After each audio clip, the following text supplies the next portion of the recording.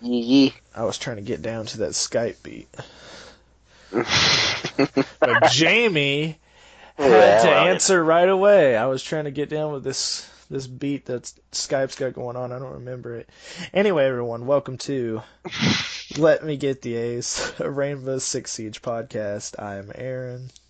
I'm Jamie. Yeah, we got it right this time. We fucked up the intro last time. Oh yeah, that's how um, you roll. it's been about a month, I guess, since our last podcast. We did intend to do some episodes between the last one and this one. Didn't get around to it because I don't think we really have an excuse. We were just not good with getting it set up, and we're not It's good at. called procrastination, Aaron. Yeah, Don't lie to the masses. yeah. We procrastinate a lot, but we do have some Rainbow Six Siege news to talk about today. Might talk about a few more little fun things here and there. It's not as much news as our last two episodes because we didn't pile up like 3 or 4 months worth of news into one podcast, but we've got a little bit of news to talk about today. So it happened over the past month since the end of Wind Bastion and the beginning of Burnt Horizon. Let's just start off giving our thoughts on Burnt Horizon so far. Uh, just like give your thoughts in general before we go into the Well, specifics with the maps and the operators and all the changes that were made. yeah. So far, Burn Horizon has been pretty good. Without getting into too much detail, I like the new operators. I like some of the changes that they made. I'm a little not upset, but I'm a little, kind of bummed out that we didn't get the Capital rework immediately after the test server. You see, the But thing we are is, getting like, it. when they showed off all that stuff at the reveal, like the Captain rework, the Lion rework, the Friendly Fire, Yeah, we'll talk about all that stuff in a little bit. I thought we were going to get all that this season, but we didn't. yeah. Looks like we're gonna get it a little bit later. Maybe the Capital rework will be this season. I think they mentioned that it's gonna be like in patch like X2 or X4, so it'll be definitely before season 2. Um, but there's a test server out right now with Lion's rework and Capital's rework. So here's hoping. Yep. I've enjoyed the season so far. My ranked experience hasn't been the best. I got dropped last night from Gold 3, where I placed, all the way to Silver 1 because I decided to solo queue without a team, which probably wasn't the best idea. But I'm going to try to work my way back up. I can't wait until they add pick and ban in next season. That's going to be a game changer for ranked because we saw that in the Road to SI plays. But that's not important. Um, Overall, though, I've really enjoyed Burnt Horizon so far. But let's get into the specifics. I know you've only played the map one time. Outback, I've played it a little bit more than you. Do you want to explain your whole situation with Rainbow, like why you haven't been able to play as much? So, being an adult is hard. It really is. I'm broke as hell, and I don't have Wi-Fi anymore. So I'm on hotspot, and it took literally from when the season came out on March 5th to what was it, yesterday, to fully update Siege, and it's what, like the 23rd, 22nd today. Hmm. So took me a little over 2 weeks just to update the game because the season update itself was just a little over 30 gigs, and then on top of that, patch 1.1 was fucking how much was it? Like almost a gig and a half. Like Yeah. hotspot is not cool. You know what? I'm gonna start a Patreon, guys. Just pay for my Wi-Fi, please. Um, that's all it is. It's just a Patreon for my Wi-Fi. Um, no, but in all seriousness, even though I haven't had much experience, I've maybe played like what 10 matches, and all those 10 matches that I've played, I've only played Outback once, and it wasn't in a regular match. It was a 1v1 with one of our friends, actually, our guest the previous episode, Elijah. Um, and I managed to learn a little bit of the map. I definitely learned at least three of the objectives and sort of kind of where they're at related to each other. But we'll talk about that in a little bit. But yeah, my experience so far, though limited, I have enjoyed every bit of it. Okay, very cool. Um, I like Outback a lot. I think it's okay. So I'll say this: it's a just very destructible map, but it doesn't go into favela territory with its destructibility, which is something I like. 90% of the floors on the map are destructible. There's a lot of destructible walls, but it's balanced in the way they do it. Like there's a lot of wooden stuff on this map, but they don't overdo it like they did on Favela, which we know how hard it is to defend on Favela. Um, Overall, really really cool map though. I like the whole aesthetic of it. The color schemes are really nice. It's one of the prettier maps we've got in a while. Um, I it's one of the more colorful maps we've gotten in a while because Wind Bastion kind of followed that like dark brown color scheme throughout most of the map. Just a lot of darker colors. Like it was a good looking map. Don't get me wrong, but it didn't have as much of the vibrancy as something like Outback or say maybe Coastline. Coastline's a very vibrant map. yeah. Um, but one of the things I really noticed about it is like when you first see the map from outside, it looks really small, but once you get into the building, there's actually a lot more to it than you think there would be looking at it from the outside, which is pretty cool. It feels like a really long map. Like I don't know if you get the same vibe from it, but when you're droning the map out, it seems like it takes a really long time to get from one place to the other, and I kind of got that feeling when with Villa when it first came out. Oh yeah. It kind of reminds me of Villa in that regard. But yeah, overall I enjoy the map a lot. Um, do you want to move on and talk about the operators, Mozzie and Gridlock? Yes. Yes. Hell yeah. All right, so I'll start. I like Mozzie and Gridlock both. When they were announced, I thought Gridlock was going to be my new main, and I have played her quite a bit. But it turns out Mozzie was my favorite of the two because I'm not really okay. I don't play Echo or Maestro because I'm not the kind of guy who likes to sit on cams the whole game. Um, and Mozzie leans more towards that style of play, but I feel like he's less intensive on it, like Maestro and Echo, and he's more along the lines of like Valkyrie, where you can check cams every now and then to get yourself some info, and then you can keep moving. Um, he's like a more mobile Valkyrie. Is the Yeah, because you can actually move your cameras around without having to go to the cameras, pick it up, and then throw it somewhere else. yeah, and I don't know. I really like Mozzie. I think his guns are great. I love his gadget.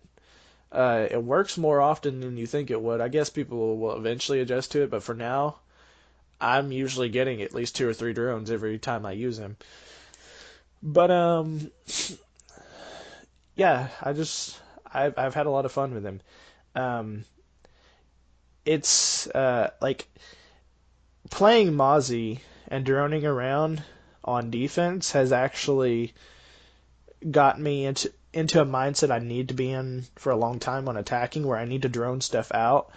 It's like pushed me to do that more on attacking. So playing Mozzie on defense, surprisingly enough, has helped me on attacking as well, because you just see the effect that droning can give you. Gridlock, I like her gadget. It's really cool. I don't think it's amazing by any means, but I think it's good. It's very situational, of course. I don't think it's as good for doing damage and slowing people down as much as it is like a distraction for you to move in and do something while they're trying to clear out all these traps and stuff. Because if they do move through them, they're obviously going to get slowed down and hurt, but they're also very visible. So it's good for like cutting like areas of a room off. Like if you want to flush someone out of a corner or keep them from hiding in a corner, or if you want to cut a hallway off, she's really good for that kind of stuff. Like she's less of like it's. I don't think she's as good at like spotting and finding people as Nomad is. I think Nomad serves that purpose a little more. I think Gridlock is a little better at like, okay, I really don't have to worry that much about them coming this way to get to me because there's a lot of work they got to do if they want to come this way. At least that's my experience with Gridlock anyway. But yeah, I rambled a lot there, but that's what we're here to do. Uh, So it's pretty much it. uh go ahead, give us your thoughts on the new operators. So I'm still, because I haven't had too much experience with them. I'm still like sort of on the fence between the two of them. Um, I like Mozzie because just for the fact that you can just get drones as a defender. Like, pretty much before Mozzie, the only operator with quote unquote drones was Echo. And sure, it was okay. Like, you could just play him as an attacker, drone a place out, and then you have the added advantage that you can just jump your drone up to the ceiling and, get a sonic burst on somebody. But that's not Echo. That's not how you play him. You just set your drone somewhere where there's a lot of traffic already, and like maybe one in the objective if you're playing bomb, and you're set. Like, you just have him set somewhere. With Mozzie, you can take away resources from the attacking team. Maybe they only have a limited amount of drones now, and the few drones that are active, at least two of them are already taken over by Mozzie. Um, he has pretty okay weapons. I want to just point The this out really quick. I think Mozzie is our first example of a character who can take something away from the other team and use it against them. Yeah, because even though Dokebi can sort of do the same, not really. Dokebi can really only take over stuff in the sense that you're sharing it with Dokebi. With Mozzie, you can just straight up take it. They no longer have the ability to use that drone. And even if Dokebi hacks cameras, that doesn't mean that your team regains control of those drones. Those drones are gone. Like, that's it. And sure, if Mozzie brings the drone outside the building, it gets destroyed. Yeah, I know Like, it's kind of an exit situation. Get Flanked actually proposed an idea for an operator that does something like that before. Operator where if you throw an explosive into a room, like a flashbang, smoke grenade, a frag grenade, anything like that, they would have a gadget that could catch it, disable it, and then you could pick it up and use it against the attackers. I think that'd be an Oh interesting yeah, I saw gadget. that. But It'd be weird. Um, like, I get the gist of it, but it would be weird because once you pull the pin on a grenade, no matter if it's a flash, smoke, or frag, it that's it. It's gonna explode.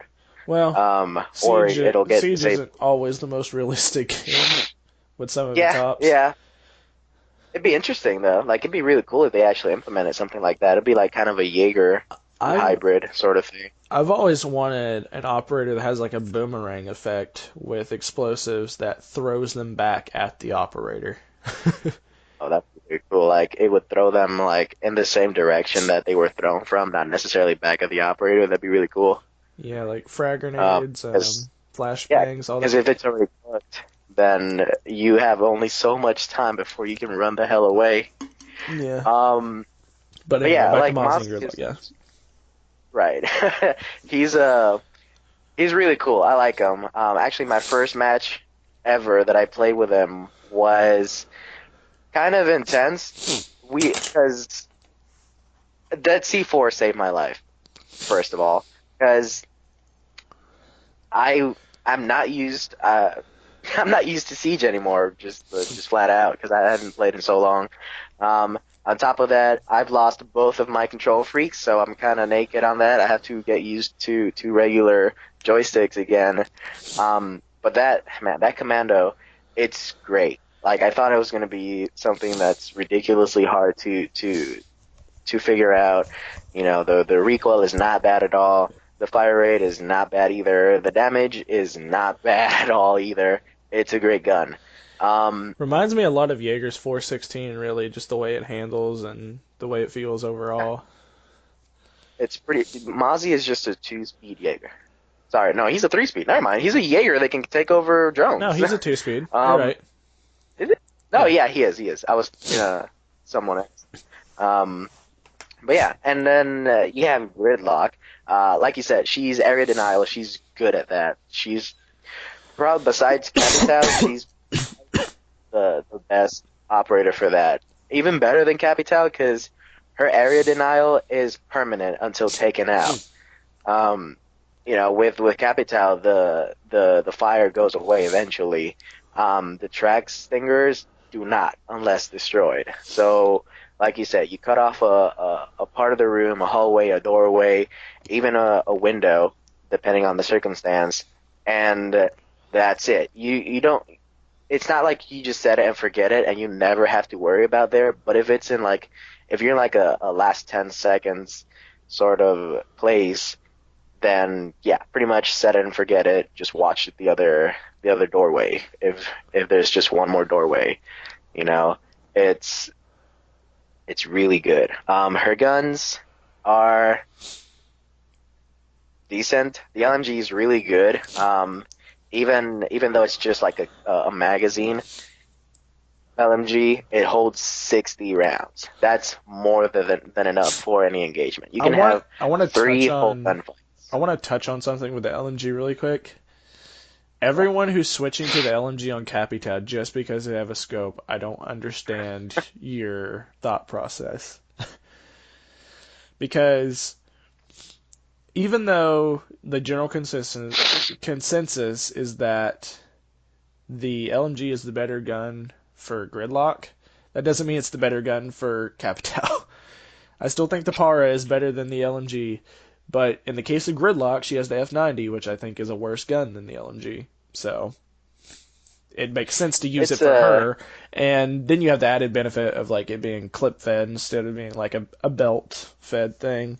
Yeah. But I don't know. Use whatever guns Her, you want. I just don't understand why you would pick it over the Para personally. But the problem with Gridlock's weapons is that the LMG is the lesser of two evils.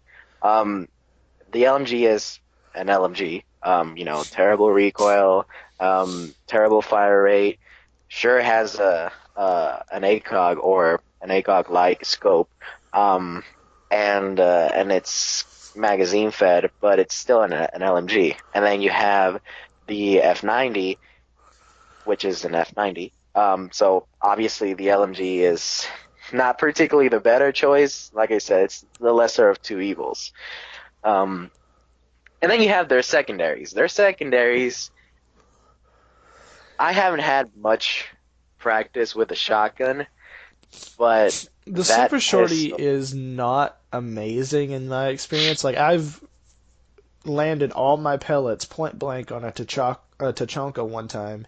Only got him to 75 health. So, you know, it does more damage than the pistol, but the pistol is a lot more reliable. yeah. Um, like it's also a sort of circumstance weapon. Like I feel like the super shorty, rather than having to use it like at the start of an engagement or like to rush into a room, you should probably just use your LMG or the F90, whatever you have as your primary. And once you get them low enough, or you're low on ammo, and you feel like changing weapons is faster for you, then you whip out the shorty. It's kind of like Mira and Jackal's secondary shotgun. It's not something that's meant to kill somebody from 100%. It's supposed to finish them off. Then you change to your primary, It's a good and then bridging tool reload. too. Like if It you want is. to make sight lines, or if in Gridlock's case you need to make a hole to throw a tracks through, and it's pretty good for that. It's also good for rotation via hatch. As with any shotgun operator, if you're stuck in a place where you know that if you move forward, you're going to encounter, like two or three people that you don't really want that gunfight, just turn around, go to a lower level, and then flank around if you need to. Specifically for Mozzie, I don't know that that Gridlock has that kind of versatility, given that she's a three armor. Um, I think, but for Mozzie, that would work a lot better.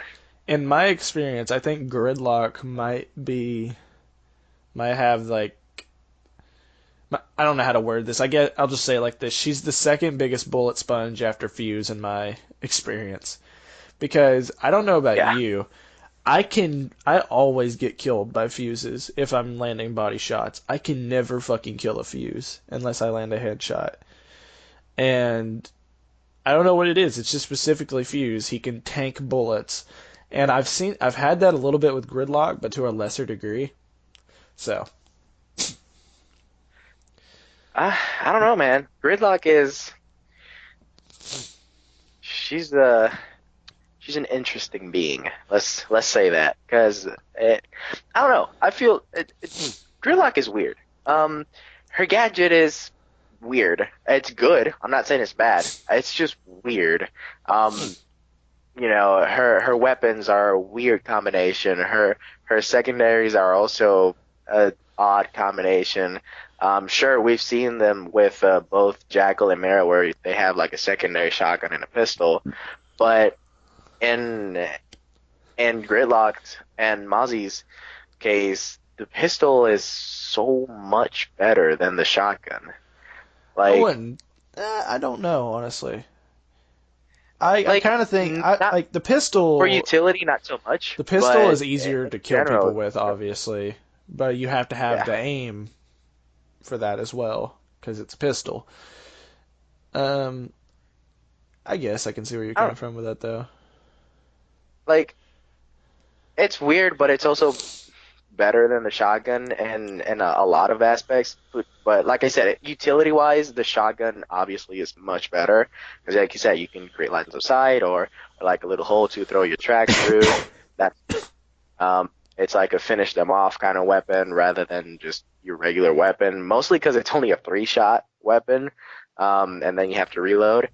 But like I said, and man, I'm just liking that pistol either way. I think I'm biased towards the pistol because the pistol feels meaty. When you fire it, it's kind of like the Mavericks pistol. Yeah, It's got that thump that you want from your pistol. Like it's a big boy gun. It's so satisfying to shoot, and if you kill somebody with it, it feels so much better. Like oh man, it's so good. Um, I honestly thought, and even said in the last episode, that I would be definitely running the Super Shorty no matter what. But I think I'm leaning towards the pistol a little bit more. I have to agree to But disagree all in on that all, one. everybody's got their styles. Um, but overall, I'm loving Mozzie and Gridlock. I think they're by far my favorite operators in any one season ever. Yeah, like this is looking like okay, when we first heard about their gadgets, I didn't think it sounded like anything special, but they are a lot better than what I expected them to be, and they're a lot more fun than what I expected them to be. In the case of Nomad and Kaid, when I first saw them in action, I was like, these guys aren't going to be that good. And when they came out, they weren't anything amazing. Like, I was right. And I felt the same way, sort of, about Gridlock and Mozzie, but I was wrong. They're actually really fun to play, and they're a lot more useful than I thought they would be. Um, Especially in the case of Gridlock. Like I knew Mozzie was going to be a game changer. I just didn't think he was going to be as fun as he is. But Gridlock was much more useful than I expected her to be. Like I said, she's not amazing, but she's not as useless as I think Nomad is. I still think Nomad is the worst attacker in the game, regardless of how useful she is in fucking Platinum and Diamond lobbies, regardless of how useful she's going to be in Pro League. I don't play Pro League. I don't play Platinum and Diamond rank. I play casual with my friends, and I play in gold ranked lobbies. Nomad's kind of shit. It's like you can't. It's like trying to compare. It's like when people try to say, "Oh, well, Lion's so good in Pro League." Well, he sucks in casual and like low ranks. It doesn't Like that's not an argument that applies to me. But The the problem with some of these operators is that on paper they're amazing. They're great operators. The problem is when you go onto casual and not everyone has the skill golden to luck, apply these amazing not even that. gadgets. Like, okay, let's say you and I, we have certain strats. Sure, some of them we've seen on Pro League, others we kind of come up with them on our own, and they're good strategies to use. Combining certain operators. The problem is that the enemy team, or just players in general, they're not so good that these strats will work. For example, if you're using Fuse, Ying, and Dokebi, that's an amazing combination if you do it right. Most of the time, we pull off the strat how we want it to. There's a What's little the bit of problem? luck and Nobody's in the room. you got to have a little bit of luck and crowd control to go along with it, though. Like, Exactly. Like nobody's in the room, or everybody is just like camping corners, or something goes weird because players are just not good enough, or they don't have the skill or the strats themselves to just, hey, we should probably stay in this room, or camp this window or whatever. And if our strats work how they're intended, we could counter those plays. But people in the lobbies that we play in don't play like that. So we're kind of forced to play in the let's just rush in and kill whoever we can. And that's a 50-50 thing. Like, where we're at right now, unfortunately, is rush and be killed, or, rush and kill. It's kind of like, it's a Call of Duty kind of thing. I want We to. just have to, happens. This is something like I need to point out. Like, Pro League, here's an example why Pro League is so different from what we play. Nomad is most likely going to be nerfed because of Pro League in the future, because soon she will be available in Pro League and people will be able to use her. She will probably get banned a lot. She will probably get banned just as much as Lion was banned.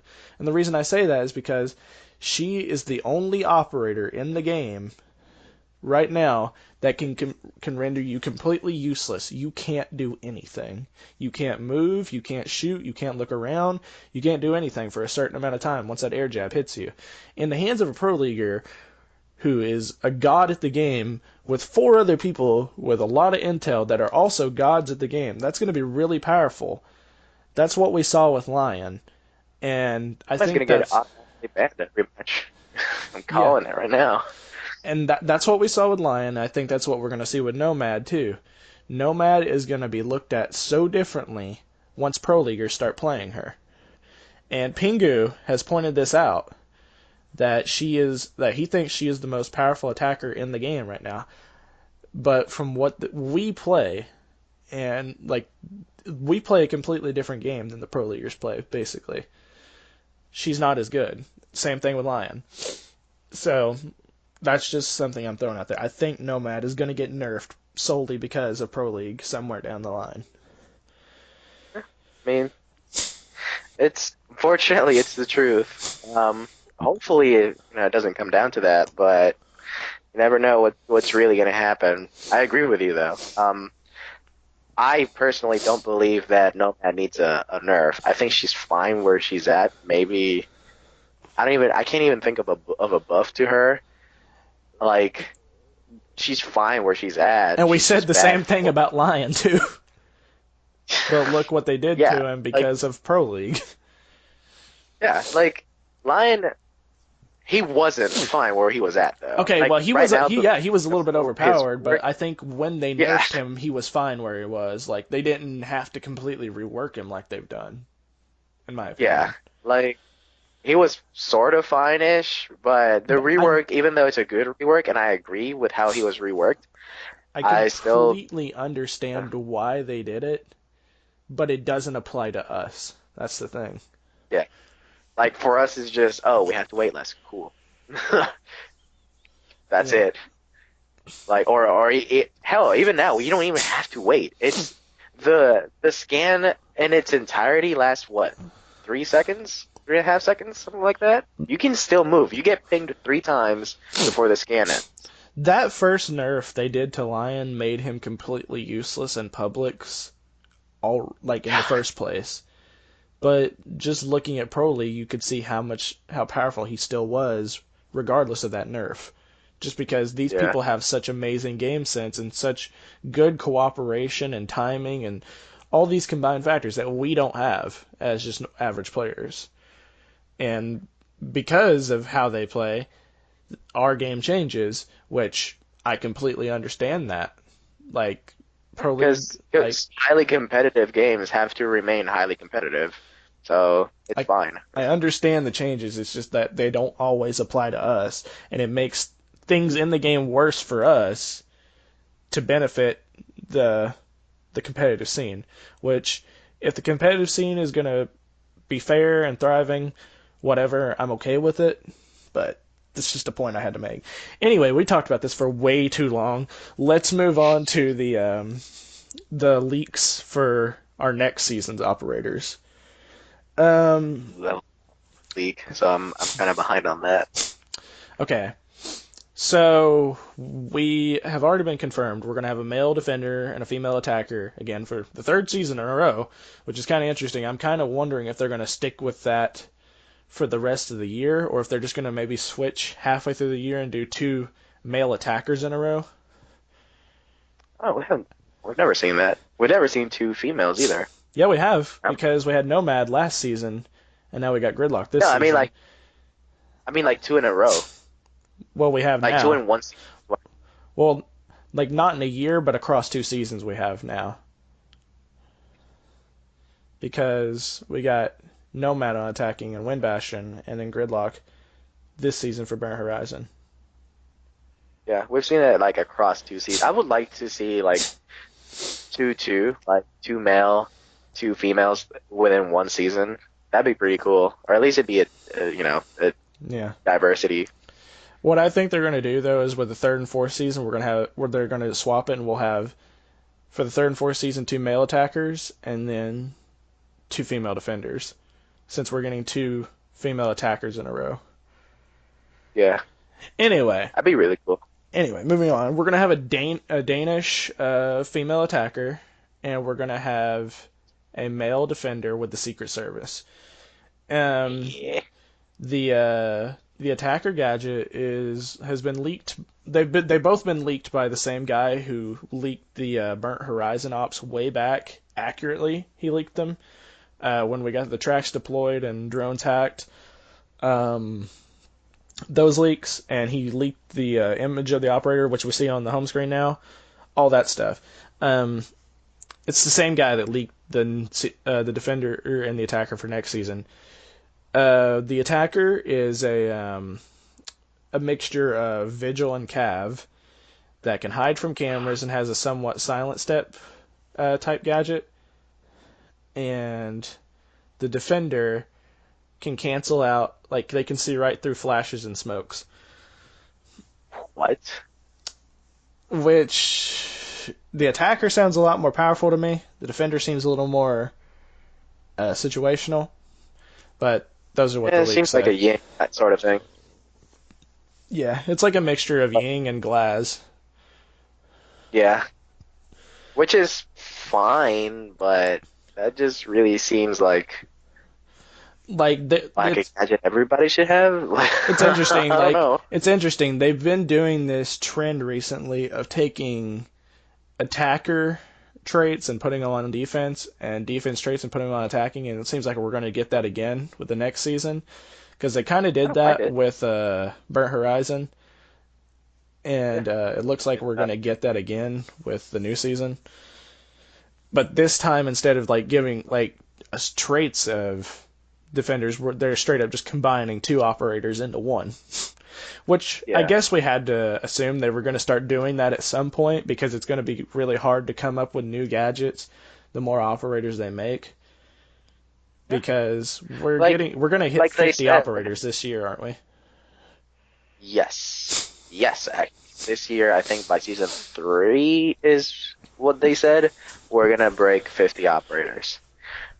Which is Either halfway by to their season three end or at goal the of end of season 100. 4. Yeah, and just like they said as well, they said that they want to have many, operator, X operator 2.0. We see that with Thermite and Hibana. We see that with Clash and Monty. We see that with you know fucking hell, Mozzie and Dokebi. You Yeah, know, in the past we've seen like upgrades of operators into new operators that are somewhat different. At this point, we're going to start combining two operators and making one new operator, which is, but they're switching sides as to not obviously cancel out the like. This won't cancel out Caveira and Vigil because they're not on the attacking team like this new operator is. So I'm glad they're doing that. if anything, it's like a pseudo mirror match. Like a Caveira trying to catch this Danish operator would be insane. Yeah, that would actually Or be a really interesting fight when you think about it. or or like a Mozzie trying to drone out the Danish operator. Or, getting a blitz to go up against a Secret Service guy. I wonder if I'm they're blitz. Yeah, fuck blitz. I can still hit you. I can see you, I bitch. wonder if they're doing the attacker just so Mozzie will have a counter, like making Yes. one that can hide from cams. Yeah.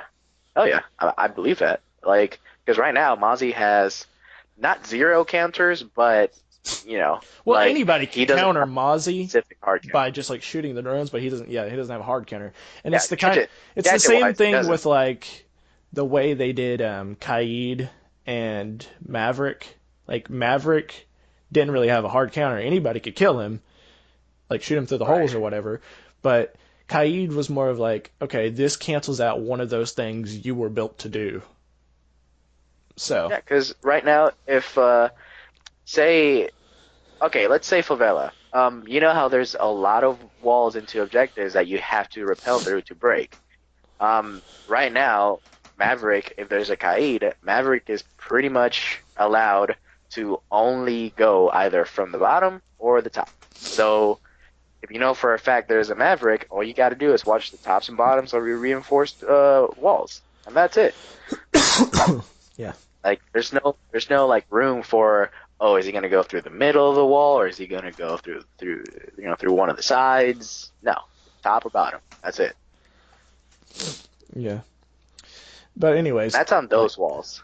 The other wall, it's like, you know, it's a gamble for Maverick.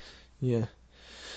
All right, so let's just get to the operator leaks in general. Though, like, what are your thoughts on the leaks and how they'll play out in the game? I If they're 100% accurate, which so far with this guy's credibility, I'm, he's batting 100. Um, I think both of them are going to be pretty powerful, but the Danish operator will be a lot more powerful. I am predicting a insta nerf in the TTS, like maybe to the duration of her gadget or to what it can affect. Obviously, not the silent step, or maybe the silent step will not be like the same as Caveira's. Maybe it is a silent step, but maybe it'll actually make a little bit of noise, maybe, um, or something. As far as getting You know, erasing yourself from camera views, maybe she'll definitely give off an effect like Vigil, but maybe it'll be on a larger range. Like maybe you can. Well, no, that would be worse. Actually, that'd be there's kind of a buff to her. there are 2 points to that I want to make. Okay. First of all, Mozzie. I'm surprised. Like, okay, we talked about this a while back on the TTS. We thought Mozzie was going to get nerfed. I'm surprised he hasn't been nerfed yet because I still think 3 drones is too many, personally. And I've even heard a lot of people saying he's too weak where he's at right now and that he needs more drones, which I completely disagree with. I don't think he needs more drones.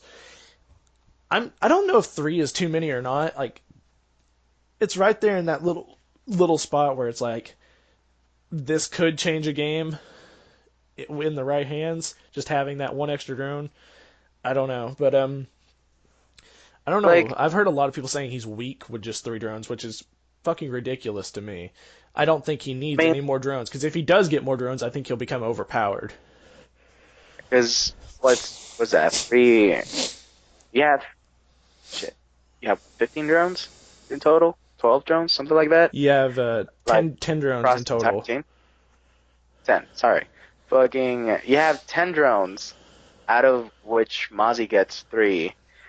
Sure, that's not a whole lot of drones that you're getting, but you're also getting a third of the drones that the other team is having.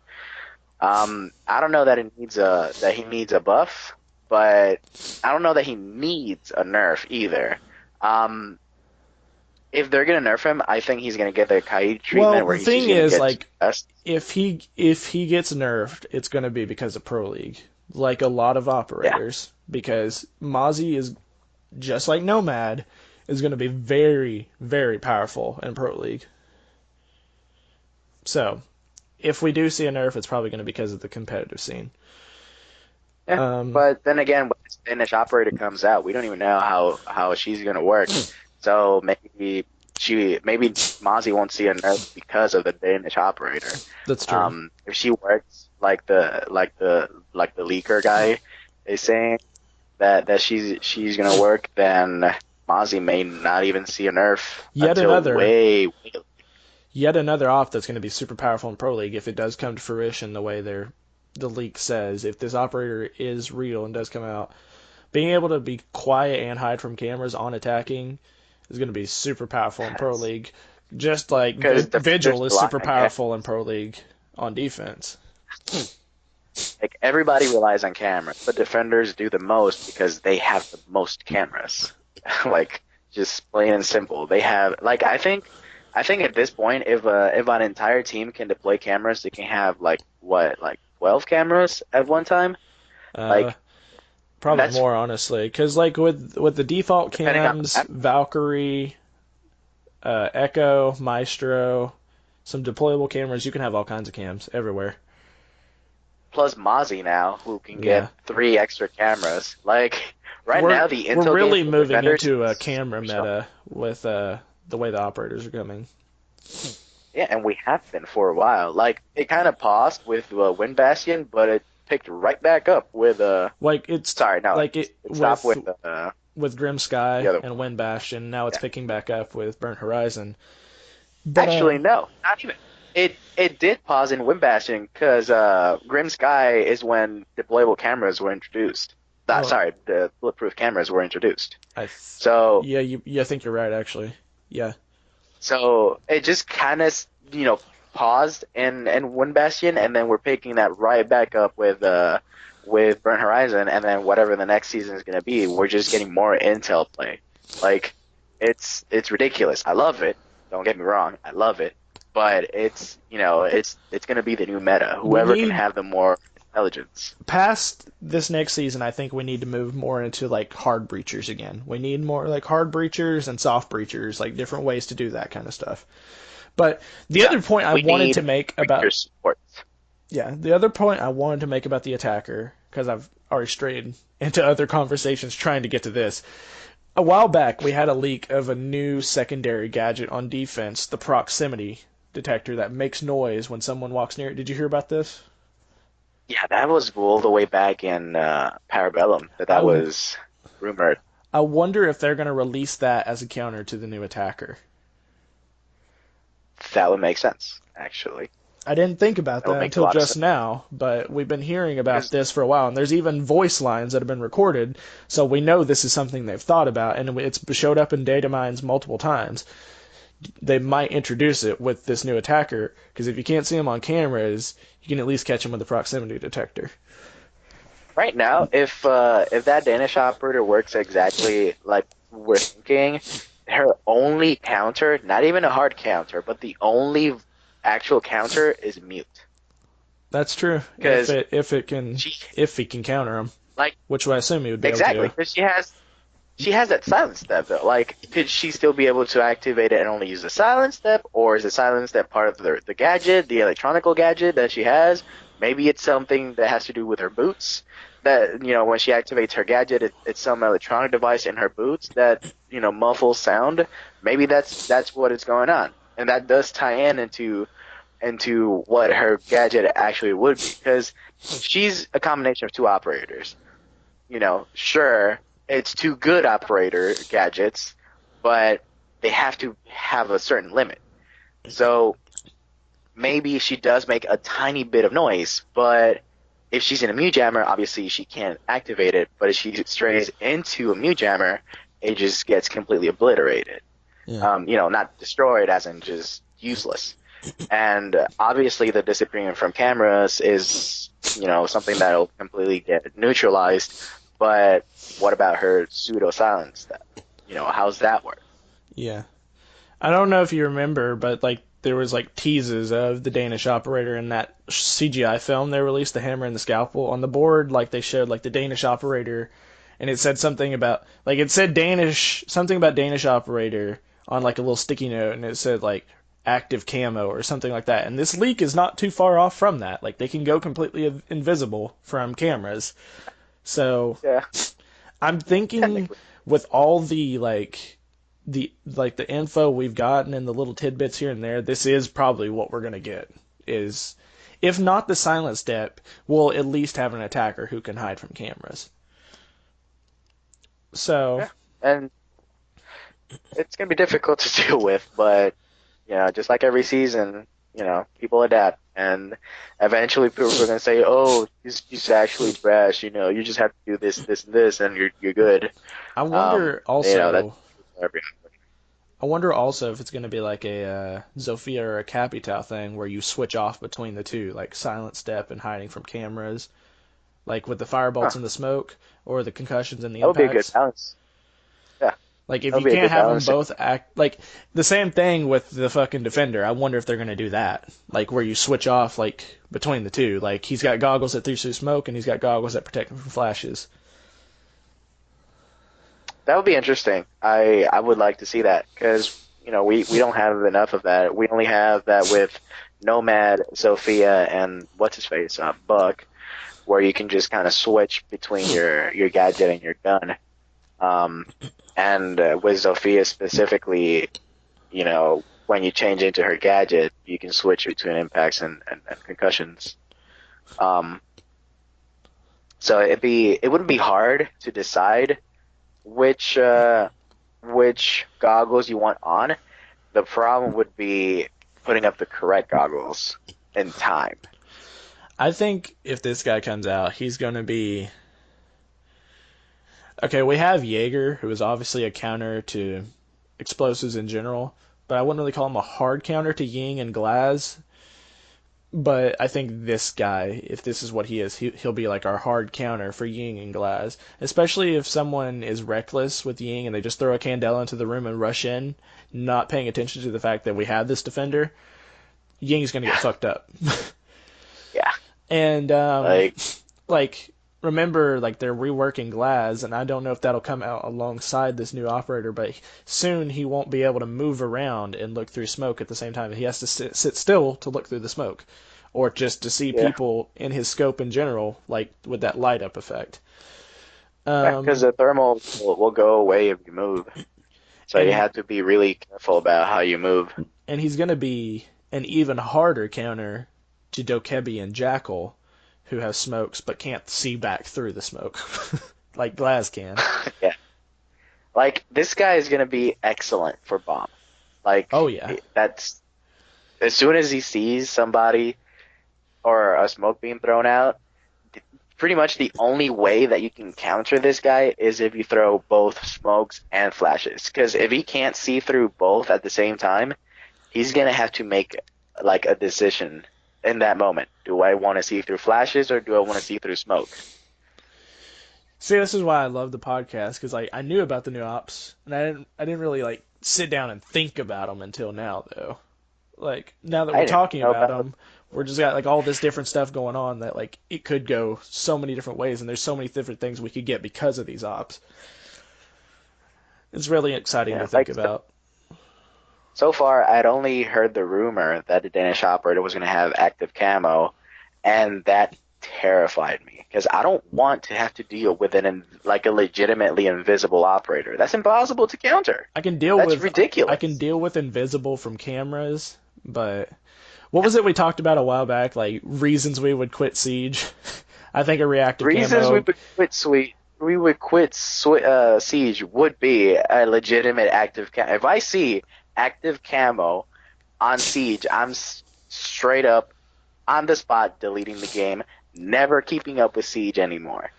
I think Fuck that. I think mine was like if they added like okay, if anybody's played Black Ops 3, there's the character Battery. She has Oh, a weapon called the War Machine, which is just basically a rapid fire grenade launcher that just one shot kills. If they ever add anything like that, I'm fucking quitting Siege.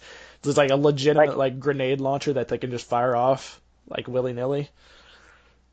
I would be okay with a regular grenade launcher, Yeah, I would but like too. an under grenade launcher, that would be fine if they had like two shots maybe. And sure, I'm okay with that being an insta kill because these buildings are the rooms are so small and the hallways are so cramped. It's fine. It's balanced, up to a certain point.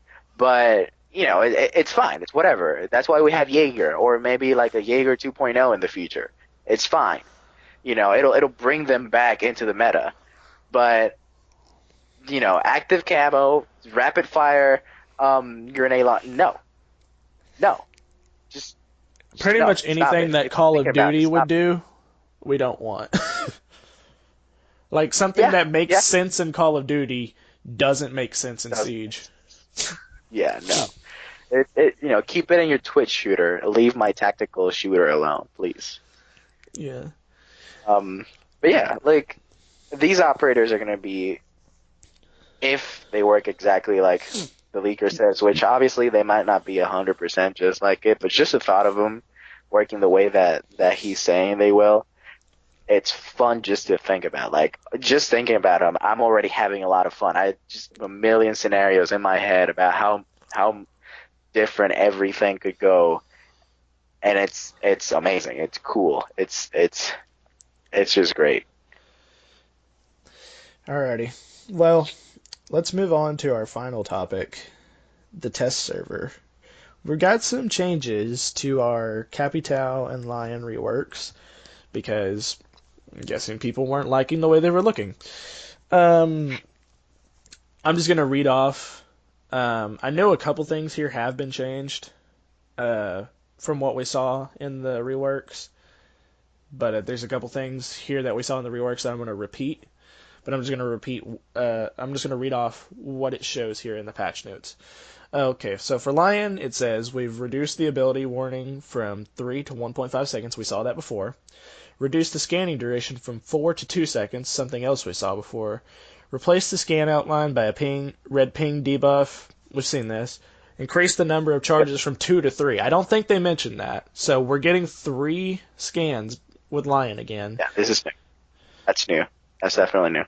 And this is new too, I think. They reduced the ability cooldown from 27 to 15 seconds, so he can use it quick. He can use it more often, and he has more scans now. But of course, it doesn't last as long. Um, and this is something people have been asking for a very long time, which we can talk about this in a second, whether it actually makes sense or not. But Vigil will now be a counter to Lion. Um, he can't. He Yeah, can't. He is not detectable by the scan as long as his ability is active at the time. So, like Caveira is. what do what? Caveira is detectable Well, when she's using her gadget. We'll talk about it. We'll talk about it. yeah. How? Let's stop and talk about it now. We'll move on to Capitan in a second, but let's talk about Lion really quick. Okay.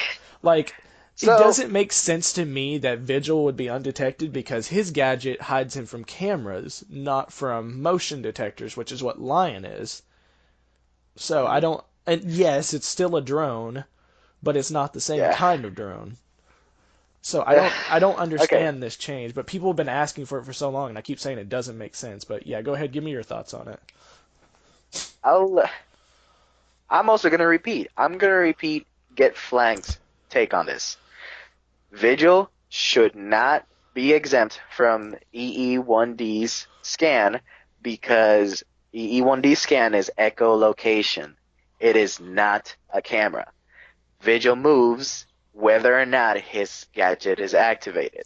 Actually, his gadget is activated specifically to move freely, without being spotted by cameras. I guess you could call it This sort of a doesn't work. portable jammer in a way, but it doesn't Yeah, work like that. It doesn't like stop the electronics. specific It just hides his image from them, but he's yeah, still the moving. specific lore of it is that it erases his image from camera feeds. The EE1D drone it works with echolocation. I can understand an argument made for Caveira not being, detected by it, but even then, she's moving. Fuck it being silent step. She's Did moving. This she is why she this gadget can works. she can't be have her footprints scanned when she's in silent state by Jackal, but that's because her footprints technically aren't even there. Because like Yeah, the way silent step works in real life, the sole of your foot never hits the ground. It's just heel toe, heel toe, heel toe, and you never fully like place your foot on the ground, so there wouldn't be any footprints. exactly. So just because her footprints and her steps don't make any sound, she's still moving. Like that's why I'm okay with the line scans still detecting her. That's fine. That makes sense. So what? She's silent step. She's still moving. But Vigil makes no damn sense. It's not a camera. That's it. Period. No discussion. So I don't. Like Yeah, yeah, like people have been arguing this for a long time too that they wanted it. It's like, oh, it hides him from drones. It's like it's yeah. doesn't matter. Like at This is different. at first when Lion was first introduced, I just thought like it was some sort of like X-ray drone or whatever. But as I kept playing and as I kept learning about what the drone actually was, I thought, oh, okay, so it makes sense why Vigil is gets scanned. Okay, cool. That's chill. I love it. But I don't know. Like maybe when we get more than 0 viewers, they can actually tell us what kind of thought process goes into this. But I don't know. Like I I disagree with Vigil not being scanned. I guess it's a buff to him, and he needs a buff because the last time they changed Vigil Well, the thing with was Vigil is like they his gadget is good in high competitive play, like we talked about earlier, but he's just not good. Like his gadget doesn't work most of the time unless you know for sure where someone is and that they're droning you out. Like the like the best way to use Vigil's gadget is like if it just so happens to work out for you, they're scanning a room out, you're sitting in a corner, activate it, and maybe they'll walk by you and they didn't know you were there. Or you know where someone is that is droning, and you can activate it while they're droning and just push up on them and kill them while they're on their drone. But those are the yeah, only two scenarios I can think of where Vigil's gadget really does help you out a lot. like for example, Vigil works amazingly in Clubhouse. Whenever you're defending either bar or armory or arsenal, whatever the hell it's called, people will want to go through kitchen. So what do? You go up above kitchen as Vigil. When the match starts or whenever you hear drones nearby, activate his gadget, make a hole through the floor, and just camp that. Wait until somebody comes in through the door, headshot them, maybe headshot their buddy, and then yeet out of there through garage. I That's honestly an can't think of a amazing way to time do where Vigil's gadget has helped me get a kill. it. Like that's the only. Just keep in mind, this is the only way that I've ever managed to use Vigil's gadget to get a kill, and it is the cheapest fucking kill ever. But it works. And I always do it just like that. I go up there, I make a hole up there. I even do it with impacts. You shouldn't use impacts because there's a giant ass fucking hole in the ceiling, and people just never figure it out. I always go up there, and then by the next round, I'm not there. And what I do is I will hide in bedroom, watch them go into the office, and I kill them when they go into the office, and then I just get out of there like double bamboozle, bitch. And then I just leave. Like That's how you're supposed to use roamers in general, though. But that's a great way to use Vigil and his gadget to your advantage. But that's small potatoes compared to how Vigil is used in Pro League. Like But this is just me being toxic, basically. but getting back to the point you were making, I'm guessing they're doing this because Vigil somehow needs to be buffed because he's not strong Yeah, enough in just like average everyday play. Because because I like think the last even time it though a was lot of touched was in things Paramount. even though a lot of things get changed for Pro League, they still try to make the game fun and balanced for average players too, which I can appreciate. So, um, do you want to move on and Not talk to about do what? Go ahead. Yeah, there's really nothing more to say about Lions rework. It's good. I like it. I like where it's going. It's just doesn't make sense about Vigil. All right. We talked a lot more about Vigil than we did about Lion. Like I said, there's not a whole lot to talk about Lion. Lion's getting a good one, but it's really mostly about how it affects everybody else. All right. So Capital is actually getting changed pretty significantly. The way they're going to be doing his reorg, like the way we saw it before, like his area of effect was bigger, but his damage was reduced. But that was pretty much it. They changed a couple things here. Um, because apparently it was too powerful in the TTS the way it was working. They're reducing the damage tick from 19 to 12. We saw that. Size of the area of effect is increased. We saw that.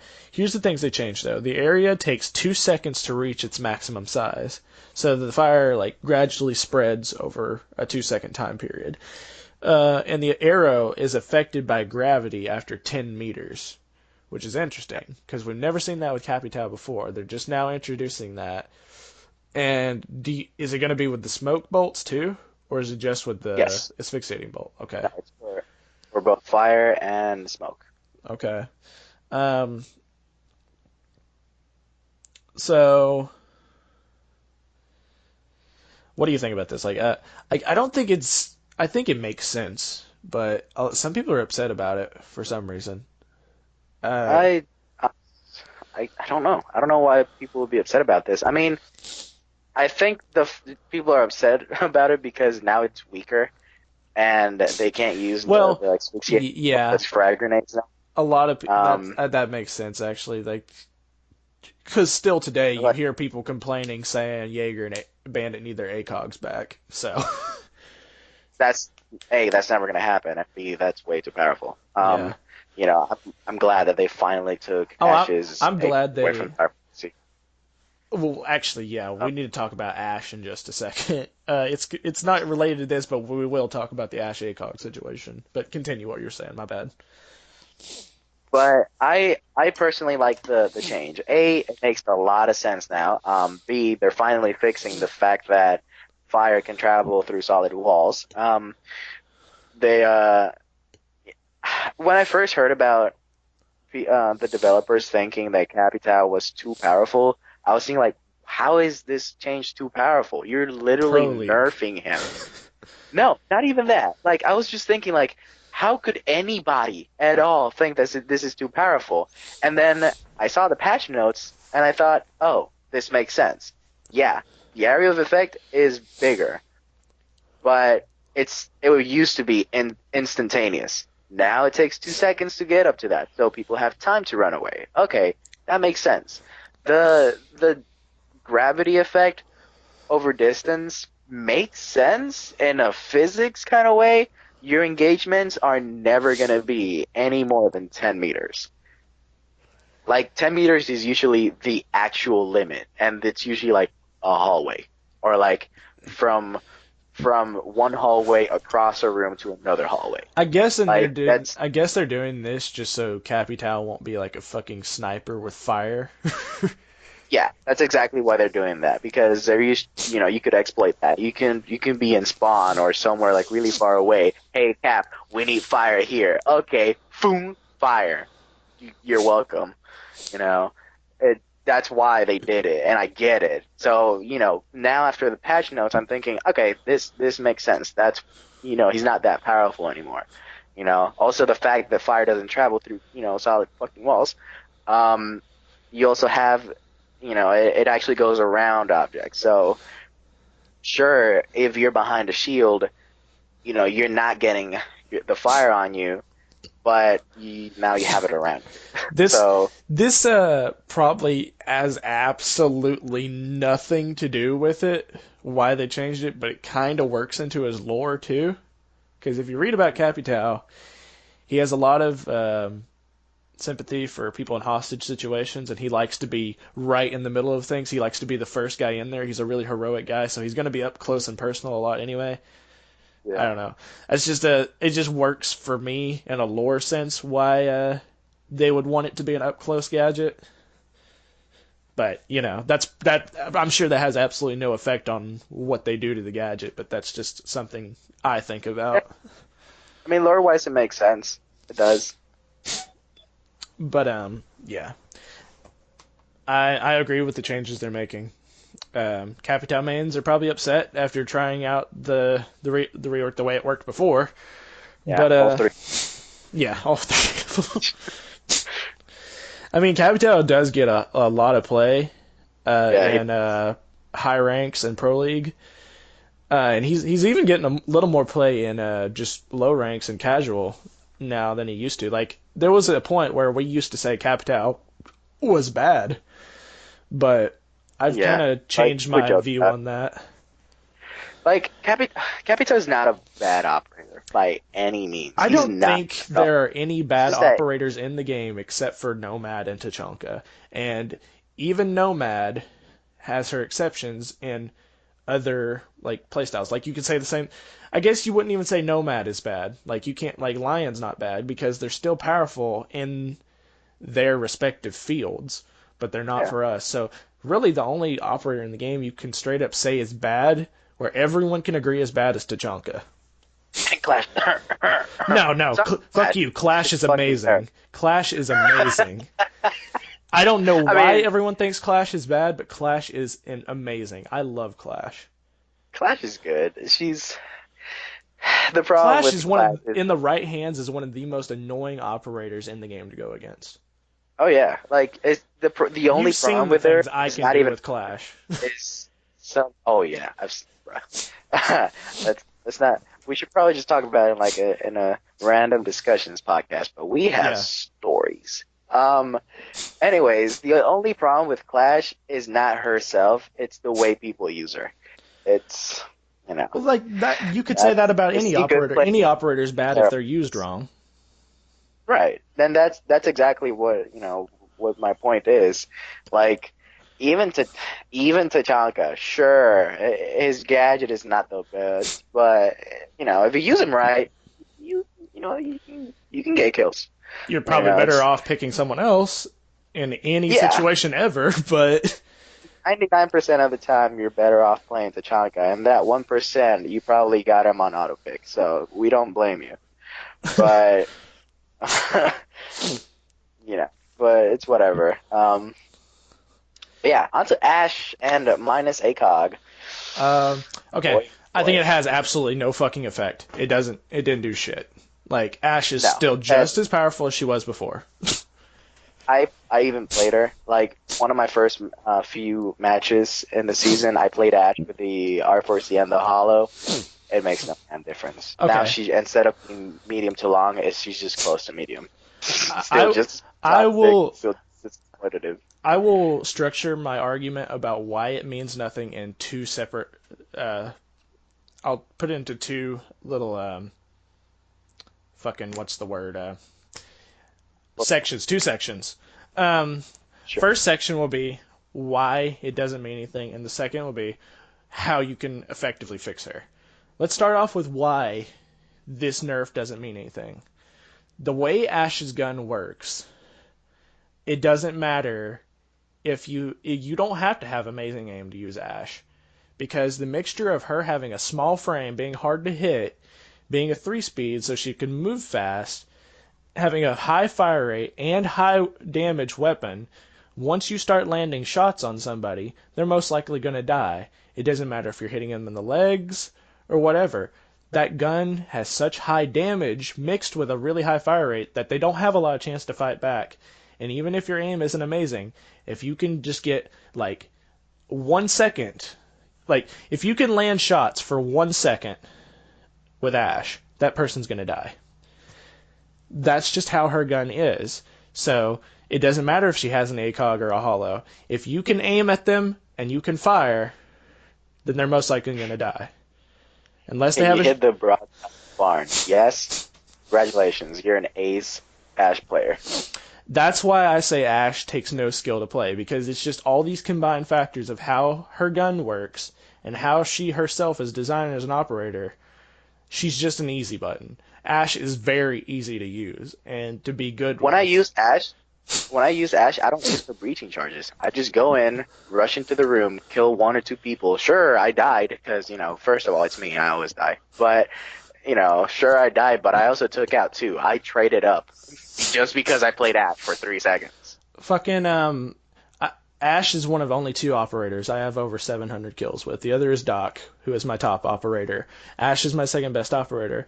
Not because I'm an amazing player, but because Ash is just fucking overpowered. Now let's move on.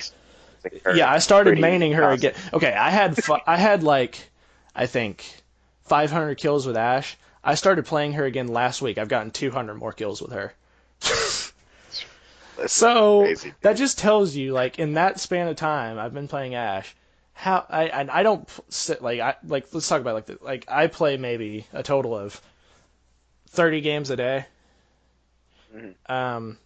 That's crazy. Like, you couldn't do that with any other operator. I've been playing Doc for much longer than I've been playing Ash, but I have just as many kills with Ash as I do with Doc, even though I played Doc so much more. Mm-hmm. But now let's move on to how you can fix Ash. You can do one of two things, or both. Nerf the damage and the fire rate on her weapon, or make her a 2-speed.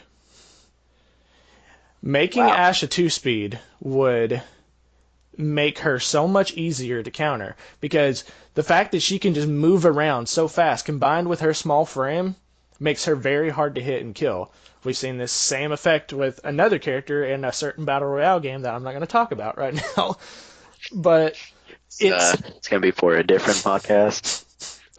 Yeah, we're not going to talk about other games right now, but it's like, if you make her a 2-speed, do you know how much weaker Ash would be just based off the fact she couldn't move faster, regardless of how good her gun is? She would be Dokebi. Twitch, Dokebi with automatic. Twitch has an amazing gun, but she's a 2-speed, so she's much easier to kill than Ash is. Yeah. So, well, bar that last match that we played today. But other than that, yeah. Well, just like any other operator, That was me having terrible aim. Characters can be good in the right hands. It doesn't matter who it is, but like, Twitch has a high fire rate, high damage weapon, but just because she's a 2-speed, she's easier to kill than Ash is. So if you give Ash the same treatment, she'll be balanced. She'll be fine. Mm-hmm. That's literally all they have to do to her. You don't have to change her gun at all, and you can give her the fucking ACOG back. She'll be balanced. Even if you give her the ACOG back, just making her a 2-speed, 2 armor, she's going to be worlds different to play. Now people will actually play Ash strategically. Maybe I'll actually use her breaching rounds for once. She'll have more health, but it won't be that big of a difference, of course. Yeah. Because you can't.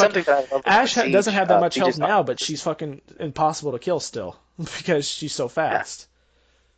Exactly, and that's something that I love about Siege's armor system.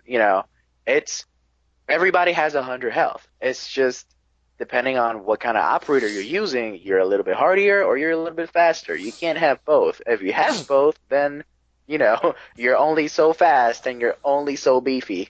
Mute, Smoke, Mozzie, hell, new operator, fucking Twitch, they can take a couple bullets. Yeah. Huh? We got a lot of 2-speeds. Yeah, like you can tank a little bit of bullets, maybe a few shots to the chest, and then you have a chance to shoot back. Whereas 3-speeds, they can't take too many bullets, so they gotta have good aim. And then you got the beefy boys and girls, Mira and Gridlock. They can just straight up face tank bullets, and you better hope you get the headshot. There's a reason they give them the LMGs. Yeah, except Mira, man. The problem is there's no Spanish LMGs that are super, Outstanding. Mira, I would say, is balanced because even though she's a 3 armor and has a small frame, and her gun is amazing, it doesn't have an ACOG. So I Yeah, think she's fine where she's that's at. And she's the she's way probably one of the she's good not she's for not that. you can't play her like a roamer. She's not That's not her play style. So regardless of Yeah, having that small frame and being a little bit harder to hit than some of the 3 armors, she kind of has to sit in one spot. yeah. She can be an extended firefight because only 27 rounds at a what's her fire like 1100 rounds per minute? It's That's like like gone in half a second. it's in like the top 5 highest fire rates in the game, probably top 3. Yeah, like I hate being in like a 1 or 2 v X situation using Mira because I have to reload every time I fire the gun. Yeah, pretty Like much. it's ridiculous. It's a good way to balance it, but goddamn, teammates, why you die? Like, Hmm. but yeah. Oh, the reverse Oh, friendly fire, and yeah, then we gotta talk about. I think that's Okay, gonna have to be the uh, last of it. Um, I'll just talk about how we know it works, and then I'll let you introduce the problems with it because I don't know as much about this as you do. But yeah, the way the reverse friendly fire works, as we saw in the reveal for Burnt Horizon in year 4, was after you kill a teammate, any damage you put onto teammates after that will not be put on them and will instead be put onto you. And this changed to where we wouldn't be losing teammates over team killing as much. Like at least I, I don't know what the exact like solution they were trying to like find there was, like if they were trying to eliminate like losing teammates over team killing or what they were trying to fucking do. But yeah, fuck it, whatever. Tell us why what's been going on in the test server with this? Like I don't so fucking understand this shit. Why couldn't they just add a forgive system? Like well, here's where I come in. Finally, I'm the leading expert in this podcast on something. And that's only because I watched the Rogue Nine video today. yeah, I haven't seen Um, shit about the test server until today. So all right, then allow me to explain. Um, the reverse friendly fire mechanic, I guess you could call it. Um, it's a good start, a step in the most correct direction ever. However, it's severely flawed. Like you said, after your first team kill, if you hurt your teammates in any way, you receive that damage up to the point where you would kill them, in which case you die. Um, however, sure, it's to reduce toxicity. It's also to prevent after the first round, the same person from team killing their teammates, all that crap. Here's where the flaws come in. The any damage at all? No. You can kill them via explosives. You can kill them by hitting them with your gadget. Certain gadgets, mostly secondary gadgets. If you kill some teammate and you hit them with, say, your ex Kairos pellets get blown up. They don't get hurt. You don't get hurt. Um, so it's just a lose-lose scenario there. Um, if you hit them, like say you're defending and you toss the C4 at them but don't blow it up, you still hurt them. Nothing happens. If you blow them up with a C4, you blew them up with a C4. You don't get killed. Um, if you're fusing and you kill your teammate with it, you killed your teammate with it. Your cluster bomb does not get hurt. You don't get killed because if, say, you know, you're playing Fuse and you've already killed somebody, then you could just go ahead and do the sacrifice Fuse tactic where you already killed somebody, and because any kill damage gets reversed back to you, you could just fuse a room, have your entire team rush in, kill everybody while they're getting fused. You die because of reverse friendly fire, and you win the round, just sacrificing yourself. That's stupid. Um, you also have the fact that you can still team kill with explosives. No repercussions. Why? Because they took away, or they taking away in the TTS, the auto kick on the second team kill. You no longer get kicked on your second team kill. Also, there is a forgiveness system in the TTS. So when you look at the kill cam, you can decide whether or not this was intentional. It gives you a prompt. Was this intentional? Yes or no. So you hit no if it was clearly an accident, or you hit yes if, you literally just saw them ADS, look at you, and pop a shot in your forehead. Um, so there's a lot of ways to exploit this. Even with Capital, you shoot a bolt at them, and they die by the fire while you're moseying down the hallway. You don't get hurt at all. Yeah, like there's so many ways to exploit this. Pretty much, the only way that you can get hurt by reverse friendly fire is by shooting them. Even the hostage. If you shoot the hostage after team killing or even killing the hostage, you get hurt. And if you were gonna kill the hostage, you die. But you can still blow them up. You can still shoot them with the firebolt. Although if you want to win, you don't want to do that. It's it's bad. It's done bad. Like It's like it just seems like there's a lot of double standards with it. yeah, and so far the only pretty much the when it comes to hurting a actually I was wrong about the Skyros. Not even they get hurt. You can still hurt your enemy, your teammates. The only gadget that destroys itself basically is Twitch's drone. If you shoot somebody with Twitch's drone after you've killed a teammate, the drone fizzes away, and that's it. That's the only gadget that receives any damage.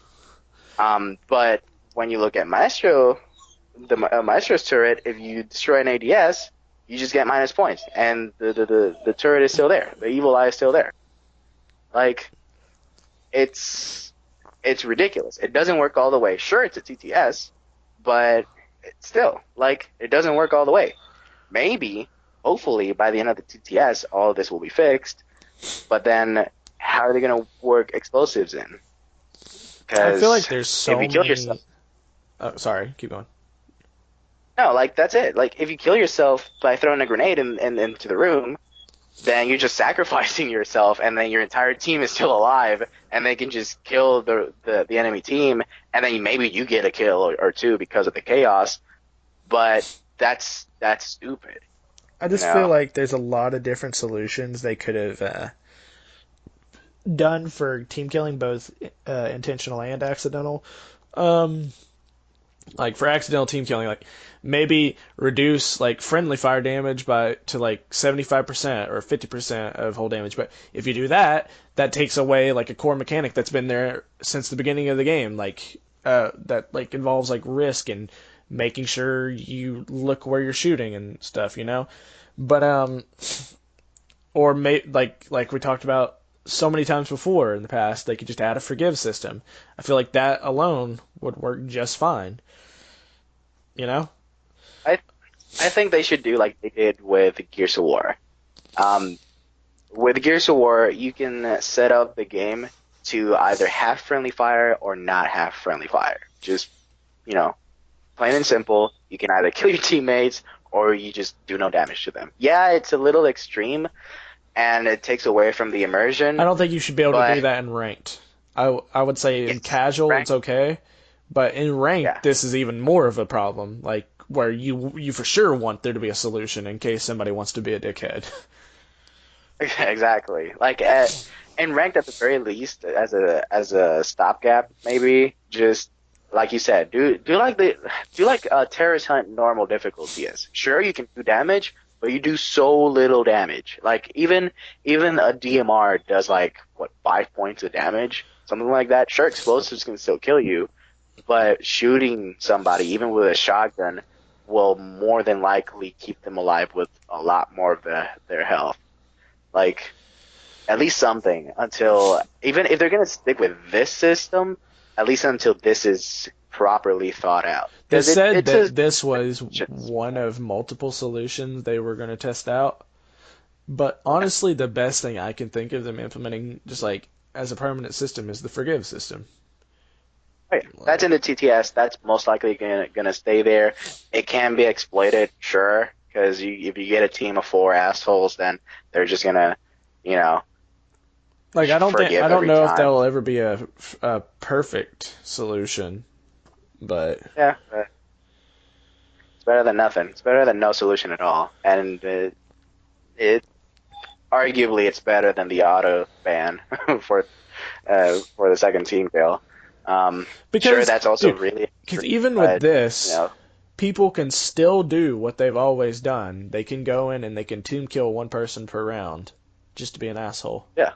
or one person per match. Is this on a round basis or is this a match basis? The way the friendly fire works, like does it like if you kill I think someone in a round, obviously friendly if fire I activates, but remember does that carry correct, over? if I remember correctly, that does carry over every round. Okay, so So you can once you kill one person kill per somebody, match without repercussion. yeah, exactly. So if the forgive system does make it out of the TTS server, then if they never forgave you, you're kind of stuck with that. Like if the I don't know if the timer runs out, you're just automatically not forgiven. Wait, That's something that was not talked about. so the forgive system carries over, but what about like the reverse friendly fire? Like if you kill someone one round, can you kill someone the next round without friendly fire Yeah, being a if I thing? remember correctly, you can't kill again until you're forgiven. Like Okay, so they're and combining it's both the reverse friendly fire and the forgive system into one thing. exactly like if you team kill somebody and you're forgiven, you can still team kill. But if you team kill somebody and you're not forgiven, then you can't team kill anymore. Like you'll just die with a reverse friendly fire. Okay. Huh. So yeah, that's why I was talking about if you're not forgiven, like if you just let the timer go out, I don't know if you're just automatically not forgiven and then you're stuck in that state where if you team kill again, then you die instead of your teammate, or if it automatically forgives you, which I would hope not. Team killing is Like such a touchy subject, dude. like Because the core of this game is being tactical and realistic, and teamwork. It's a with teamwork. that comes being careful where you aim. It's Yeah. because, Like like, in real make life, make if you sure you shoot don't your friend in practice. the back of the head, they're gonna fucking die, just like in this Yeah. game. Um, so you have to watch where you aim, and it's part of like the whole like intensity of the game. And most of us who aren't assholes, we can do it just fine. Of course, there's every now and then we have accidents, and that's completely fine. But of course, there's going to be assholes who are going to exploit it.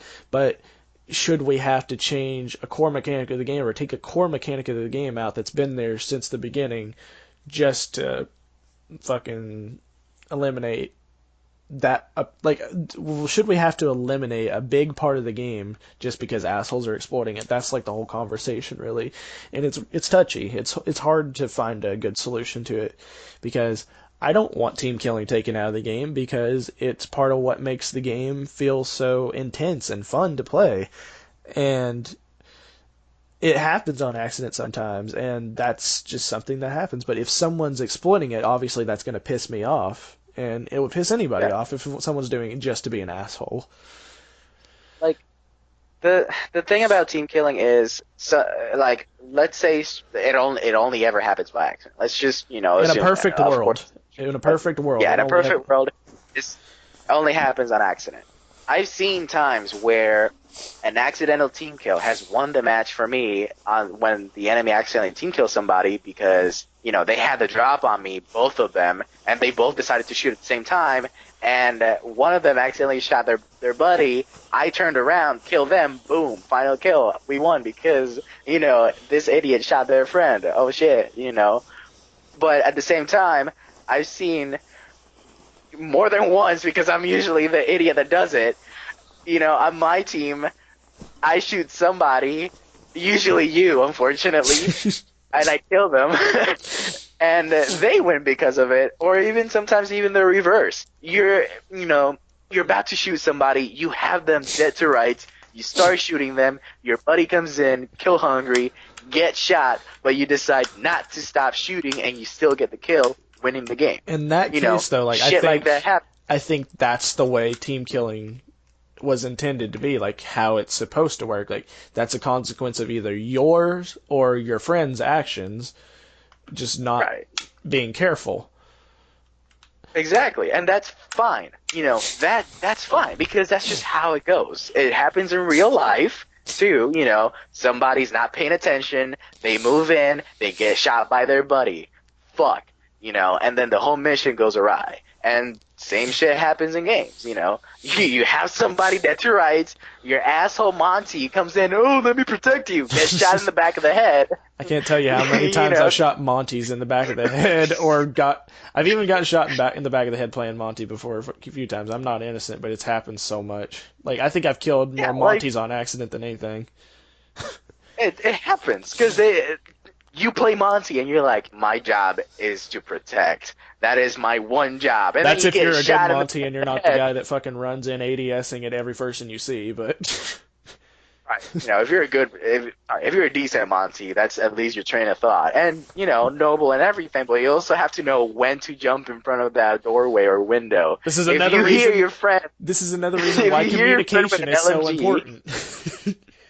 like if you see your Sophia with an LMG dropping 150 bullets downrange, you shouldn't just kind of slide into that window like, "Hi, I'm here to protect." No, you're gonna shot at the back of the head. Stop that. You're getting your teammate banned. Stop it.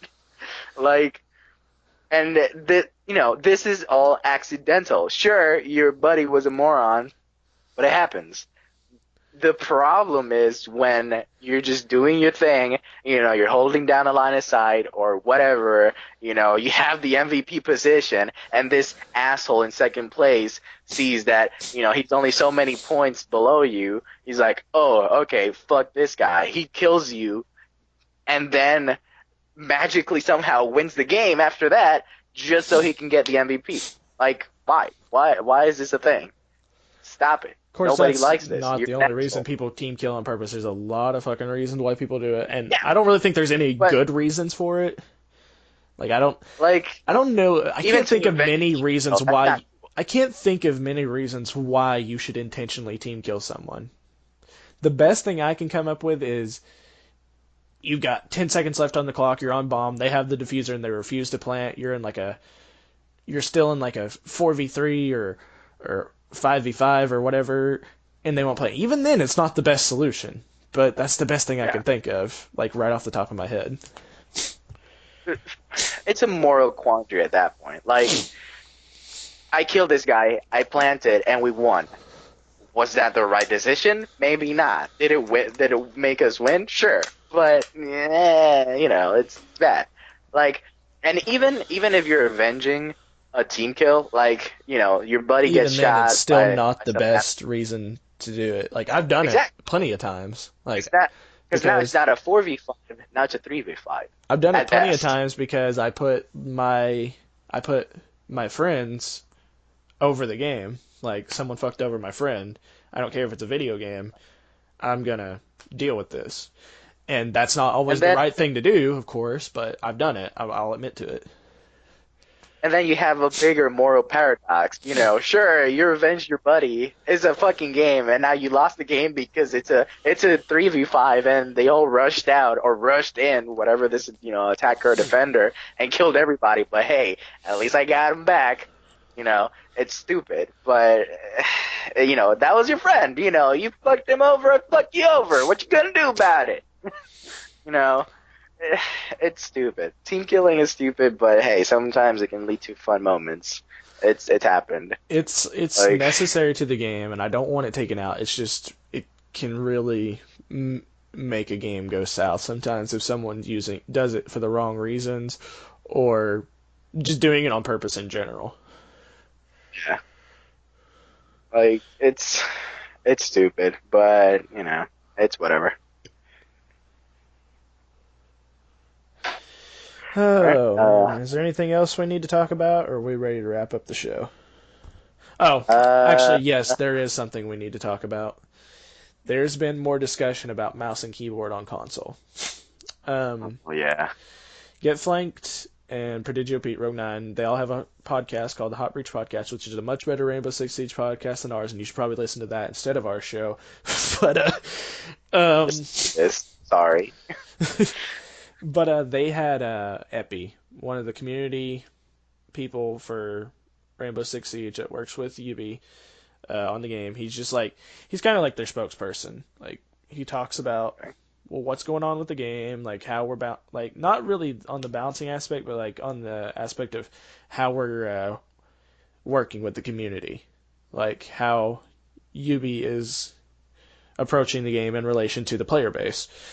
That's the best way I can describe it. Anyway, so he has to deal with those issues of like toxicity and all that stuff. He's the spokesperson for that, and he gave a couple words on the mouse and keyboard on console thing.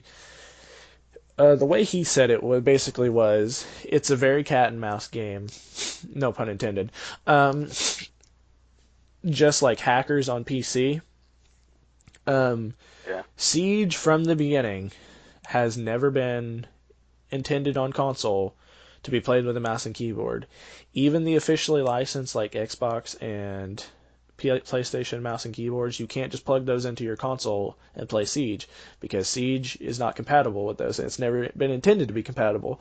And the only way you can play Siege with a mouse and keyboard on console is if you're using a third-party adapter that tricks your console into thinking you're using a controller, which is not something that Ubisoft can do anything about because it's out of their control what these third party developers are doing. And there have been people in the past who have tried to go against this, like Overwatch, I know, has a huge mouse and keyboard problem. Fortnite had a problem with it. And the way Fortnite works is if you use an officially licensed uh, Sony or Xbox mouse and keyboard, it will put you into a separate lobby with people who are using mouse and keyboard. You'll still be playing on console, but you'll be playing against other mouse and keyboard players, not people using controllers. But if you use a third party, you can still play with people using controllers. And Epic put a patch into the game to cancel out third party adapters, but people can just update the firmware on their adapters and just go right back to playing with controller people. So it's something that's really hard to keep under control and handle, and it's really frustrating. There's honestly been times where I wanted to stop playing Siege because of mouse and keyboard users, and it's not Ubi's fault. Ubi can't do anything about it. The only people that can fix this are Sony and Microsoft. They have to put something into their consoles that can cancel out all these third-party adapters, and they're not doing that. And there's nothing Ubisoft can do about it. There's nothing Blizzard can do with Overwatch. There's nothing Epic can do with Fortnite. It's a Sony and Microsoft thing, and if they don't do anything, then there's really nothing that can be done, and it's frustrating. But Ubi has been putting resources into combating it, they said, so they're working on it, which is good. I'm glad, even though that it's something they can't necessarily completely fix and that they're going to have a hard time fixing, they're at least trying. So, is there anything you want to say about it? Yeah, I mean, it's obviously no surprise that we've encountered this issue ourselves. Like, it's blatant. When somebody's using mouse and keyboard, it's just so obvious. And the thing here is, it's not that Sony and Microsoft can't do anything about this, is that they shouldn't. Because, at least not with their licensed stuff. Sure, you can use them because some games, few as they may be, they're really rare. But, they do allow for this, but they're not competitive games. And even if you do use them, So, you're put into other lobbies with people who are using those same mouse and well, keyboard. not even that. There's the fact that, where am I going with this? Fucking, even with third-party stuff, you should still be allowed to use mouse and keyboard in general with your PlayStation, with your console, because what's the point of having a mouse and a keyboard if you're not going to use them with your console? I'll just say Like, what Get Flanked said. I'm okay with you using it as long as the game you're using it on allows for party like lobby separation. exactly. Because as And long as I you're on playing field, like even playing field, it's fine. Do whatever you want.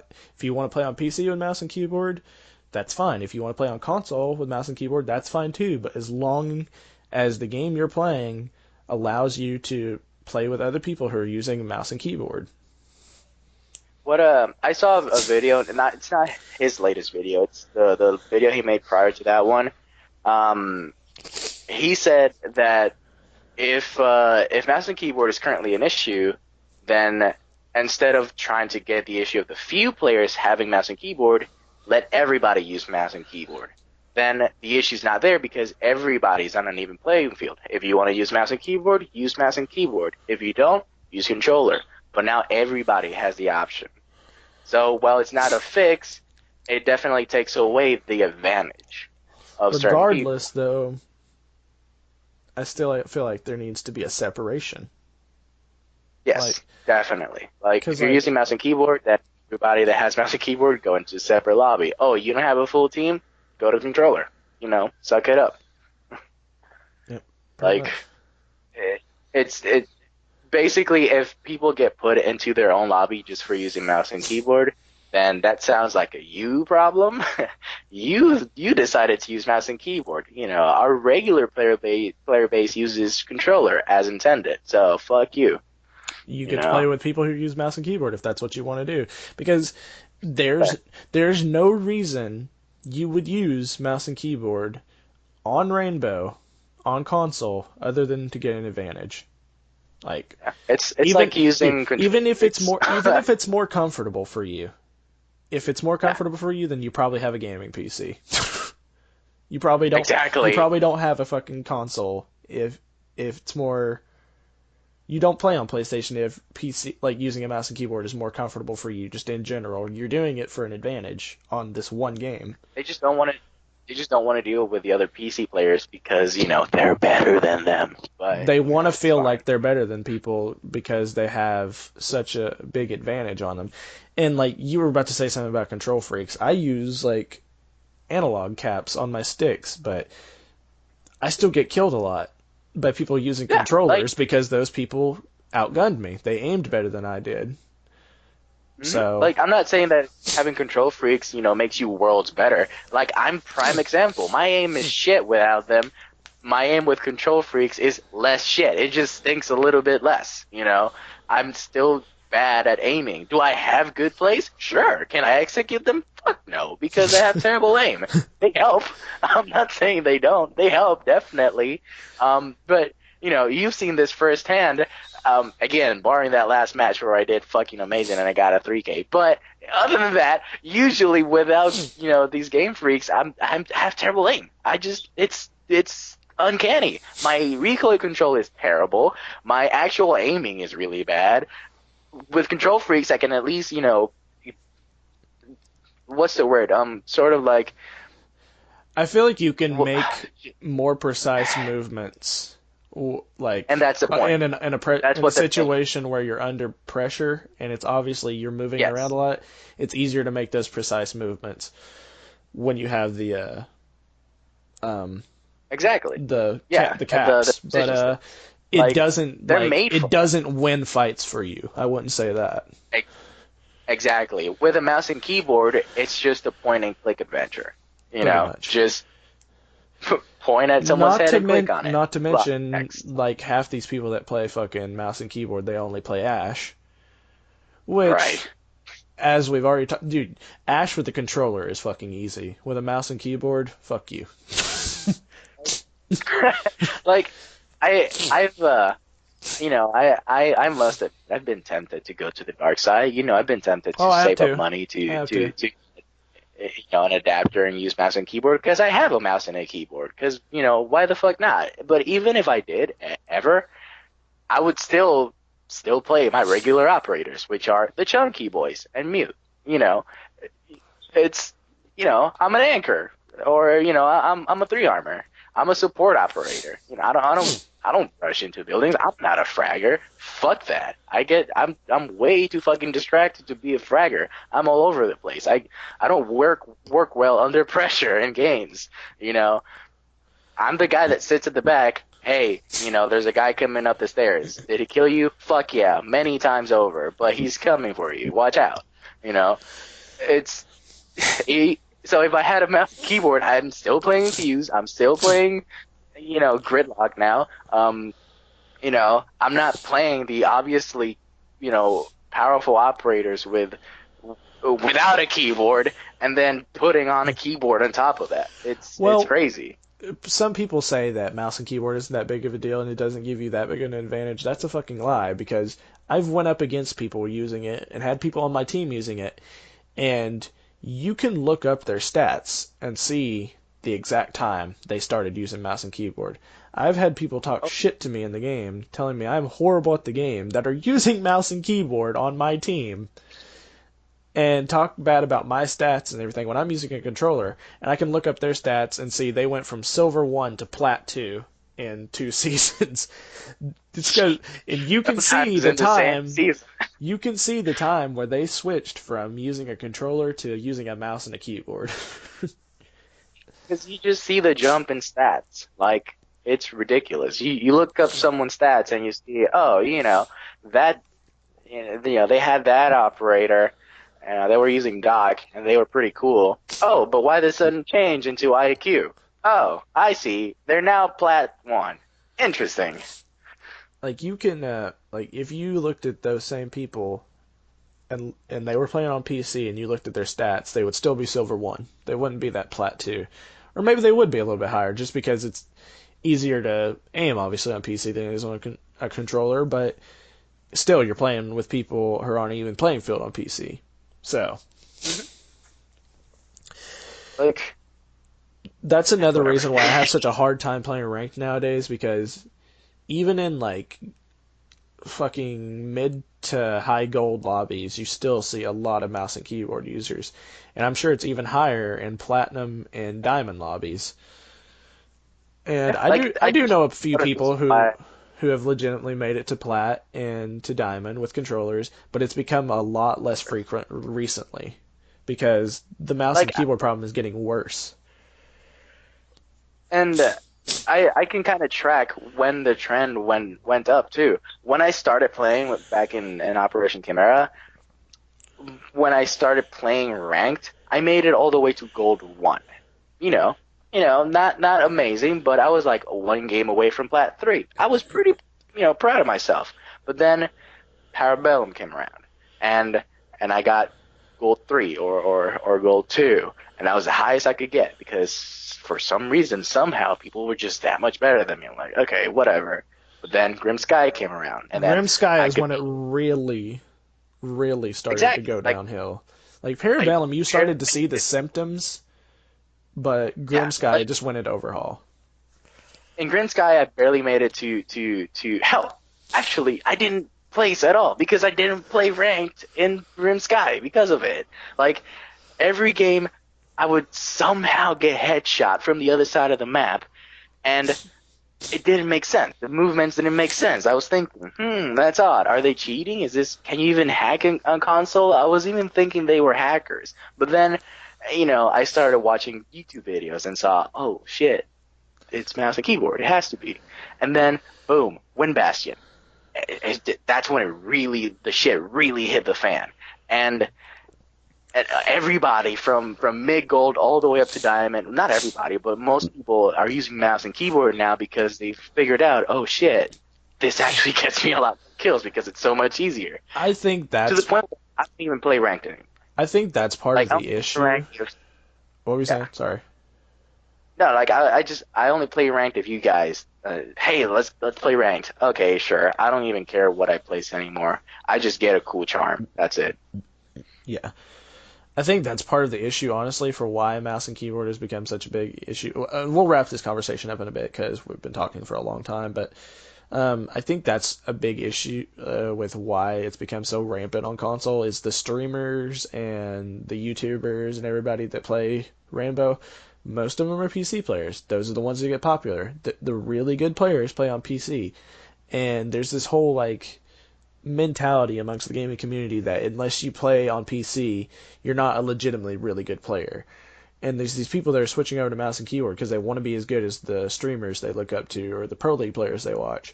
Because the whole competitive and pro scene, whether it be streamers or like pro league players in Siege, is all based around PC.